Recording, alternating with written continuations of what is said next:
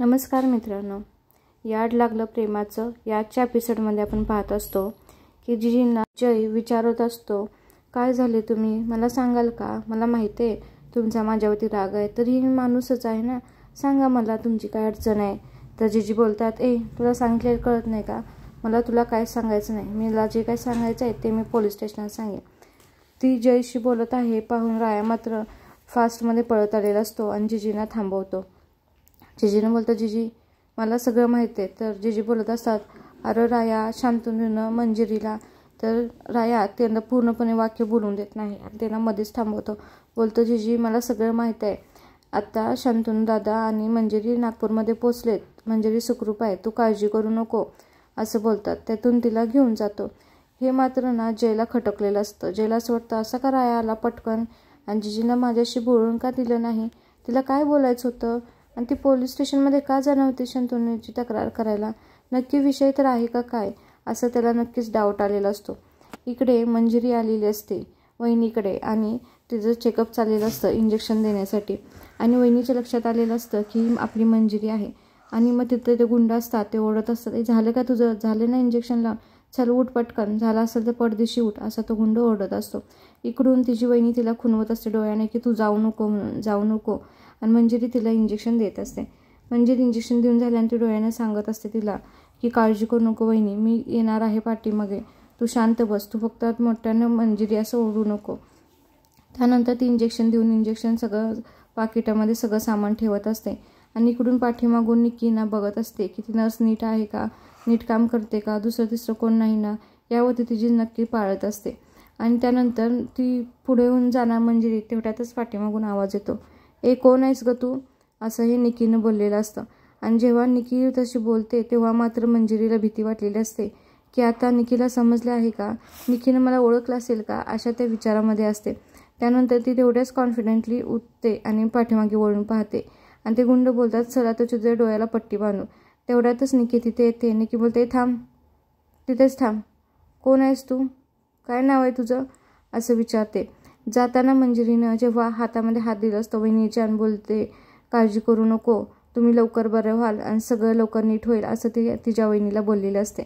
आणि ती तेव्हा पाठीमाग वळून पाहते. तिच्या तोंडाला मास्क असल्यामुळे मंजिरीचा चेहरा निकीच्या लक्षात तर येत नाही. ती बोलण्यावरून समजू नये म्हणून ती असं फफळ करत बोलत असते. त्या ती बोलते, कोण आहेस ग तू? अहो मॅडम असं का करताय, मी ती मला निशिगंधाने तिनं पाठवलेलं, तुमच्या लक्षात नाही का, मी तुमचं कोणाला नाव नाही सांगणार अशामध्ये ती बोलत असते. म्हणत असते, मी तुमचं नाव कोणालाही सांगणार नाही, माझं काम आहे मी केलं आहे आणि पैशाच्या बाबतीत चोख राहा, मला ना व्यवहार रोख राखतो अशी ती बोलत असते. आणि बोलत असते, देताय ना तुम्ही माझे पैसे असे ती थटत बोलत असते. हे मात्र तिची वहिनीला पाहून आश्चर्य वाटलेलं असतं की मंजिरी कशी सापडेल का आम्हा दोघींनाही निकी मारून टाकेल, या भीतीमध्ये ती तिच्याकडे पाहत असते. त्यानंतर खरंच निकीच्या काहीच लक्षात येत नाही. निकी बोलते, बरं चल ठीक आहे. तर मंजिरी बोलते, मी ना कुणालाही सांगत नाही मॅडम, फक्त माझं पैसे वेळेवर द्या, मला पैसे रोख लागतात, पैशाच्या बाबतीतला व्यवहार माझं अजिबात क्लिअर असलं तरच मला लागतं, नाहीतर मी परत येत नसते असं ती निकीला सांगत असते. त्यानं ती निकीला ते पटतं. निकी बोलते, बरं चल ठीक आहे, चल द्यायला येतील तुझे पैसे. तर मंजिरी बोलते, आत्ता द्या माझे पैसे. तर निकी बोलते, नाही आत्ता नाही, चल बाहेर गेल्यानंतर तुला द्यायला येतील पैसे असं बोलते. मग निकी तिला तिथून बाहेर घेऊन जाण्यासाठी सांगते. त्यानंतर ते गुंड काय करतात, तिच्या डोळ्यावरती पट्टी बांधतात आणि तिला तिथून घेऊन जात असतात, कारण की त्यांना ती कुठं आली आहे इंजेक्शन देण्यासाठी हे पत्ता लागून द्यायचा नसतं. त्यामुळे त्यांनी तिच्या डोळ्यावरती पट्टी बांधलेली असते आणि हाताला धरून तो गुंड तिला तिथून बाहेर घेऊन जात असतो. हे मात्र तिची वहिनी पाहत असते. वहिनीला वाटत असतं की आता मंजिरी गेली, आता ती पाठीमागे कधी येईल, तिच्या तर डोळ्याला पट्टी आहे, मग ती मला शोधून काढेल का असा विचार करत असते. इकडे राया जिजींना बाजूला घेऊन आलेला असतो आणि जिजी बोलतात, काय झालं राया, इकडे का घेऊन आलायस तू मला? तर राया बोलतो, मी सगळं सांगतो तुम्हाला जिजी, मंजिरी कुठे गेली नाही, मंजिरी इथेच आहे. जिजी म्हणते, इथे म्हणजे कुठं आहे? अरे त्या शंतूनं मंजिरीला काहीतरी केलंय बघ, ते फोन माझ्याशी जोडून देत नाही, मी पोलीस स्टेशनात जाते. तर राया बोलतो, अहो जिजी तसं काय नाही, मंजिरी इथेच आहे पंढरपुरात. हे ऐकल्यानंतर मात्र जिजींना खूप आनंद होतो. जिजी बोलतात, पंढरपुरात? तर ती बोलते, हो इथंच आहे. इकडे मात्र ना जयला खरंच शंका आलेली असते की काहीतरी झालं आहे. म्हणून तो येतो आणि बोलतो निकीला, निकी तुला खरंच वाटतंय का की मंजिरी असेल नागपूरमध्ये शंतनूजवळ? मला काहीतरी गोंधळ वाटतंय, डाऊट वाटतोय. तुला काय वाटतंय? तर निकी त्यावरती बोललेलं असते, हो माझ्याही मनात खरं तीच आलेलं आहे. हे शंतनू काय तर माझ्यापासून लपवत आहे का काय तर झोल असल्यासारखं मलाही वाटत आहे, असं ती बोलते. त्यानंतर तो बोलतो, जा मग तू चल फोन लाव त्याला ना, व्हिडिओ कॉल कर आणि त्याला सांग मला मंजिरीला बघायचं आहे आत्ताच्या आत्ता. हे तू त्याला सांग. मला नक्कीच काय तर वाटतंय की मंजिरी ना पंढरपुरातच आहे आणि तुला तो गंडवतोय असं मला वाटतंय. असं ते तिच्या डोक्यामध्ये हे सगळं घालत असतो. इकडे जिजीनं मात्र आनंद होतो की मंजिरी तर पंढरपुरातच आहे. आता तो सगळं सांगतो जे काय घडलं आहे ते. तेवढ्यातच मंजिरी तिथे येते आणि मंजिरीला पाहून मात्र जिजींना खूप बरं वाटतं. मंजिरीला बोलतात, जिजी मंजिरी तू ठीक आहेस ना? अरे काय माझा तुमचा कॉल नाही काय नाही त्यामुळे मला भीती वाटत होती. तर मंजिरी बोलते, जिजी मी चांगली आहे, काही झाले नाही, मी तेच आहे. नंतर मंजिरी रायाला सांगते, राया तू बोलते तसंच झालं, त्याने निकीने आपल्या वहिनीलाच किडनॅप केले आहे आणि कुठल्या अंधार कोठडीमध्ये ठेवलं आहे. इकडे मात्र त्याने निकीच्या डोक्यामध्ये घातलेलं असतं की आता खरंच वहिनी मंजिरी तिथं नसणार आहे. म्हणून ती काय करते, थांब आता पण पाहूस तर बघतेस तर शंतनू जर माझ्याशी खोटं बोललं असेल तर माझ्यासारखं कोण वाईट नाही असं ती बोलत असते. आपण त्याला आत्ताच व्हिडिओ कॉल लावू असं ती त्याला म्हणत असते. आणि नंतर काय होतं, ती व्हिडिओ कॉल लावण्यासाठी फोन घेते आणि त्याने जयला सांगितलेलं असतं की हे बघ जय, आता जर ती व्हिडिओ कॉलवरती नसेल तर तो नक्कीच आता आपल्याला खोटं बोलतो हे आपल्याला समजणार आहे. इकडे मंजिरी डिटेलमध्ये सगळं सांगते. मंजिरी बोलते, राया तू आला नाहीस का पाठीमागून? तर राया बोलतो, नाही मी अशा अडचणीत सापडलो की मला पाठीमागून येता आलं नाही. तर मंजिरी बोलते, काय राया असं का केलंस तू? आता कसं समजणार आपल्याला की वहिनी कुठे आहे? एवढं सगळं आपण केलं आणि तू पाठीमागून आला नाहीस. तर राया बोलतो, अगं शंतनू दादाचा मला फोन आलेला की जिजी पोलीस स्टेशनमध्ये निघाला आहे त्यामुळे मला तिकडं जावं लागलं. जिजींना थांबवणं गरजेचं होतं म्हणून मी पाठीमागून आलो नाही. पण तू काळजी करू नको, आता आपल्याला समजलंय ना ती वहिनीच आहे, आपल्याला लवकरच सापडेल, आपण दोघे शोधून काढू, तू काळजी करू नको असं तो तिला समजावून सांगत असतो. जिजींना मात्र असं वाटत असतं की खरंच माझ्यामुळे झालं का, नाहीतर राया खरंच तिच्या पाठीमागून गेला असता आणि हे सगळं झालं नसतं.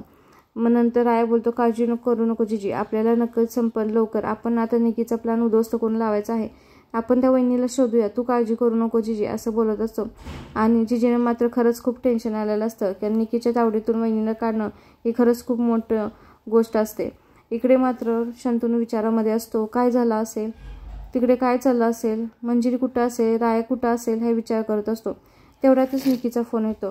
निकीचा फोन आल्यानंतर तो काय करतो, फोन कट करतो. परत म्हणतो, आता मी जर फोन उचलला नाही तर तिला आणि डाऊट होईल, त्यापेक्षा मी फोन उचलतो. आणि तो फोन असतो व्हिडिओ कॉल. तर ती बोलत असते, ए चल मला मंजिरीचा चेहरा दाखव. तर तो बोलतो, नाही मंजिरी झोपली आहे. तर ती बोलते, झोपली आहे, मी गेली तर नाही ना, हां मला काय सांगू नको, मला आत्ताच्या आता तिचा चेहरा बघायचा आहे. तर तो बोलत असतो, नाही अगं मंजिरी झोपली आहे. तर बोलते, बरं मंजिरी झोपली आहे काय, मग तुला बघायचं आहे का तुझ्या मेलेल्या बायकोचा चेहरा? असं बघितल्यानंतर मात्र त्याला भीती वाटते. तो बोलतो, असं कशी बोलतेस तू, थांब मी तुला दाखवतो. असं करत तो हळूहळू तिच्या रूमकडे चाललेला असतो, पण जड पावल्यानं चाललेला असतो कारण त्याला माहीत असतं ना, कारण ती मंजिरी नाहीच आहे, ही दुसरीच मुलगी आहे. आता जर निकीच्या समोर हे सगळं आलं आता तर काय होईल याची त्याला भीती वाटत असते. म्हणून तो हळूहळू चाललेला असतो. त्याला असं वाटत असतं काहीतरी कारण देऊ, मी काय तिला कारण देऊ. परत तो असा विचार करतो, असं रेंज गेल्यासारखं करू का, फोन कट करू का. परत तो म्हणतो, नाही असं जर केलं तर ती परत फोन करेल, मग परत मी काय उत्तर देऊ. त्याविषयी हळूहळू तिच्याजवळ जात असतो. तो जात असताना जयही पाहत असतो कारण जयला नक्कीच डाऊट असतो की हे सगळं खोटं बोलत आहे आणि ती नक्कीच मंजिरी नसणार आहे, ह्याला त्याची पूर्ण गॅरंटी होती. आणि शंतनू मात्र हळूहळू ना रूममध्ये जात असतो आणि व्हिडिओ कॉल चालू असतो. त्यानंतर तिथे ती मुलगी झोपलेली दाखवली आहे पाठमोरे. मग तो बोलतो, हे बघ झोपले ती, आता जाऊन दे, आता राहून दे ना फोन करायचा. तर ती बोलते, काय नाही झोपले म्हणून काय झालं, मला तिचं तोंड बघायचं आहे, ती झोपलेली असली म्हणून तरी चालतंय.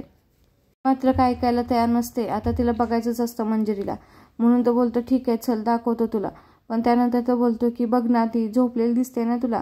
तर निकी बोलते, ए तिचं काय तोंड दिसते का मला, चल दाखव पटकन तोंड, नाही तर तुझ्या नाही मेलेल्या बायकोचं तोंड दाखवेल. असं बोलल्यानंतर त्याला भीती वाटत असते. तो बोलतो, चल आता काय होईल ती होईल, आता मला खरंच भीती वाटत आहे, तरी पण म्हणतो चल दाखवतो. म्हणून तो जातो तिच्याजवळ आणि ते फोन हातामध्ये घेऊन चाललेला असतो आणि तो तिच्या खांद्यावरती हात ठेवतो आणि मंजिरी असं म्हणतो.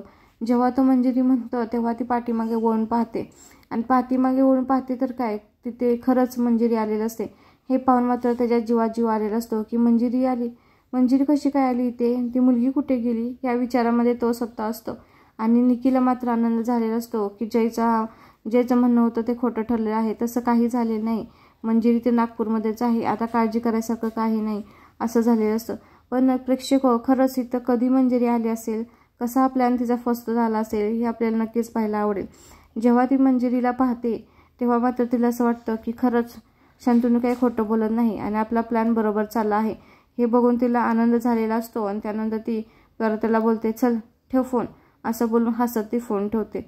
जयला असं वाटतं हे असं कसं झालं असेल, मला असा डाऊट होता पण हे असं कसं झालं असेल. इकडे मात्र शंतनूला बरं वाटलेलं असतो आणि तो तिला हात ठेवून म्हणतो, मंजिरी तू कधी आलीस इकडं, बरं झालं तू आलीस, तू चांगली आहेस ना मंजिरी, असं म्हणत असतो. त्यानंतर बोलतो, हे कधी घडलं, मला असं वाटलं आता तर निकीला आपण सापडणारच आहोत, सगळा आपला प्लॅन फस्त होणार आहे असं मला वाटत असतं.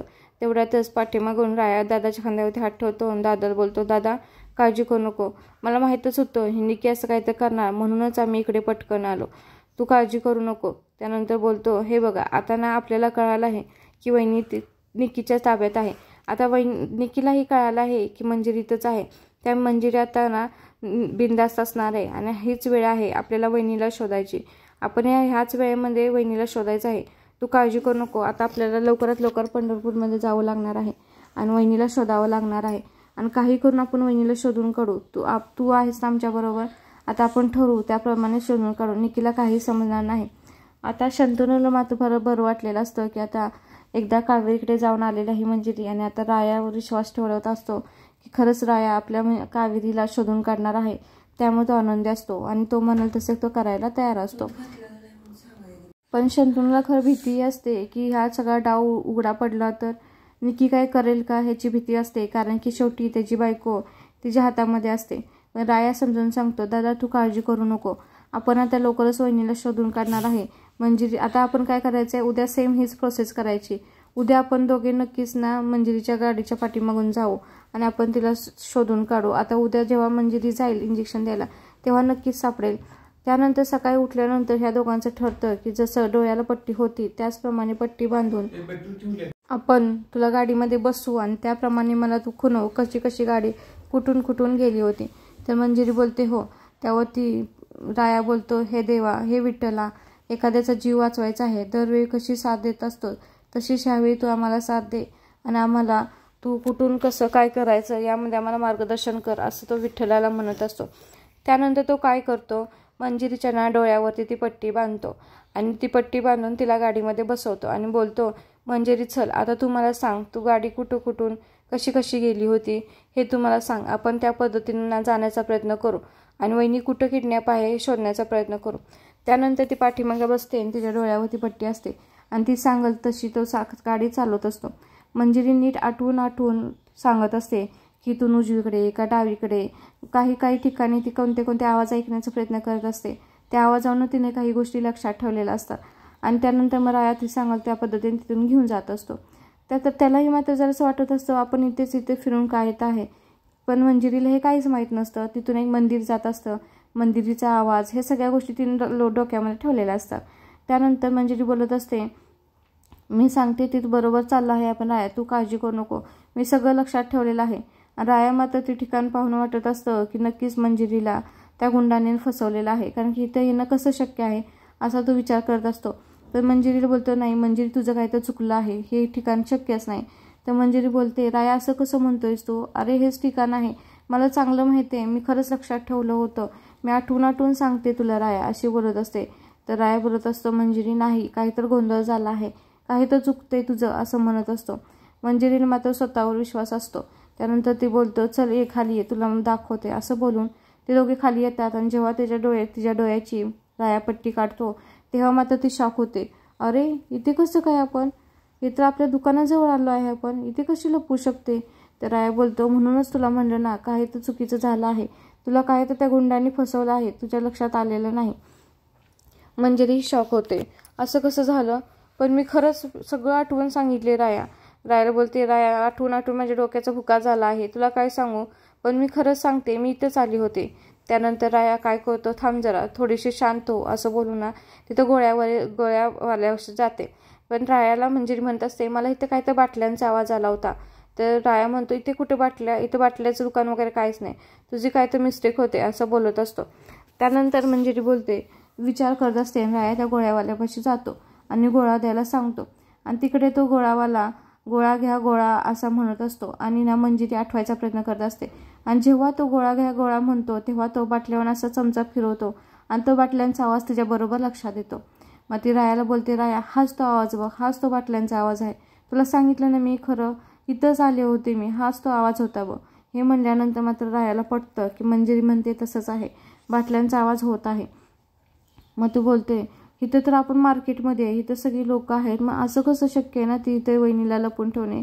तर मंजिरी म्हणते हे बघ लक्षात ठेव इथं सगळी दुकानं आहेत ठीक आहे, पण प्रत्येक दुकानाचं गोडाऊन आहे ना, त्यामुळं असू शकते ना की गोडाऊनामध्ये लपून ठेवलं असं. त्यानंतर ती बघतात तर सगळे गोडाऊन तर चालू असतात. त्यानंतर ती त्यांच्या दुकानाजवळ जाते आणि बोलते. तर राया बोलतो अरे हे तर आपलं दुकान आहे. तर बोलते मंजिरी हे बघ राया असं असू शकतं ना, आपलं दुकान तर बरेच दिवस झालं बंद आहे आणि आपलं गोडाऊन आहे आणि तिथं अंधारे आहे, मला तर असं वाटतं की आपल्या दुकानातच लपून ठेवलं आहे. मग रायालाही वाटतं. मंजिरी बोलते ते बरोबर आहे, म्हणजे निकीनं काय केलं आपल्या दुकानाच्या गोडाऊनमध्ये वहिनीला लपून ठेवलं. हे मात्र ऐकल्यानंतर त्याला शॉक बसलेला असतो की खरंच किती निकी हुशार असेल, आपण आपल्या दुकानाच्या गोडाऊनमध्ये वहिनीला शोधू असं शक्यच नव्हतं. ही गोष्ट मात्र खरी होती आणि मंजिरीला जे आठवलं होतं ज्या पद्धतीने तिनं केलं हे मात्र प्रेरणादायी असतं, कारण की तिनं कसं आठवून तिथं आणलेलं असतं हे तिला माहीत असतं. रायाला मात्र खरंच आनंद झालेला असतो की मंजिरीमुळे आपण आता वहिनीला शोधून काढत आहोत. मंजिरीने खरंच किती व्यवस्थित लक्षात ठेवलेलं आहे. आणि ते दुकानाच्या गोडाऊनच्या बाहेर येते आणि मंजिरी बोलते होय राया मी तुला सांगते आपलं गोडाऊन किती दिवस झालं बंद आहे आणि तिथे अंधारे आहे. आम्ही पाहिलं होतं तिथं खूप अंधार होता आणि असं सगळ्या वस्तू अस्तव्यस्त पडल्या होत्या, असं काही नीट नव्हतं, असं वाटत होतं ती एकदम आडगळ खुली आहे, त्यामुळे तीच असणार आहे असं ती रायाला सांगत असते.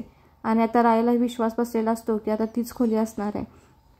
इकडे मात्र जयचे काय डोक्यातून अजून खूळ गेलेला नसतो. तो बोलत असतो मला काय तर नक्कीच डाऊट वाटतोय, एक काम करतो निकी जिथे ना मंजिरीने शंतनूला ठेवलेलं आहे तिथं कोणाला तर पाठवून दे आणि बघायला की ती दोघे तिथं आहेत का, त्याशिवाय मला जरा बरं वाटणार नाही, खात्री पटणार नाही.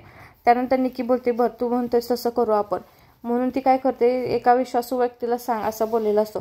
म्हणून ती फोन करते एका व्यक्तीला आणि सांगते की ज्या बंगल्यामध्ये आपण ठेवलेलं आहे शंतनू आणि मंजिरीला त्या बंगल्यामध्ये जाऊन बघ ते दोघे तिथं आहेत का आणि मला लगेच कॉल कर असं बोलते त्या माणसाला आणि ती फोन ठेवते. त्यानंतर तो माणूस तिथे जातो आणि पाहतो तर काय तिथे कोणीच नसतो आणि ते फोनवरती बोललेला असतो की मॅडम इथं तर कोणच नाही, घर रिकामं आहे असं ते फोनवरती सांगितलेलं असतं. आणि ह्या दोघांचं इकडं प्लॅनिंग चालू असतं.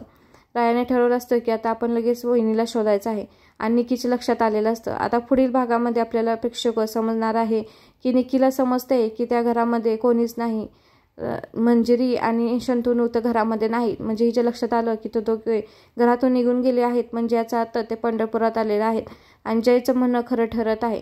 यानंतर हे दोघे गोडाऊनमध्ये आलेले असतात आणि राया विचारत असतो आता सांग इथून कुठे गेली होतीस, इथं तर सगळं दुकान संपते. त्यानंतर मंजिरी बोलते हे बघ ह्याच्या पाठीमागं कुठं तर दरवाजा होता.